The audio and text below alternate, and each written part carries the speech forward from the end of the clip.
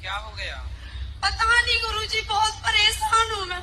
योग करते हैं? योग नहीं गुरुजी, योग नहीं करते? पूजा करने का मन नहीं करता। अरे पूजा नहीं, योग योग करते हैं। योग नहीं गुरुजी। फिर नहीं करते तो रोना सही है, फिर रोती रहो ऐसे ही।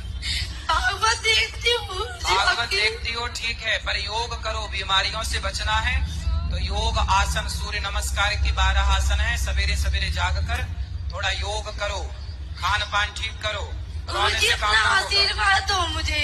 आशीर्वाद तो है पर गुरुजी मेरी भाभी आपको देख रही है, उनको राधे राधे बोलो। भैया छोड़ो, पहले ये बताओ कि योग करोगी कि नहीं? हाँ जी गुरुजी। क्या करोगी? योग। कैसे कैसे करोगी? आता है योग करना? नहीं गुरुजी। फिर कल से कैसे करोगे जब आते नहीं है तो? सुबह उठ के कर लूंगी गुरुजी।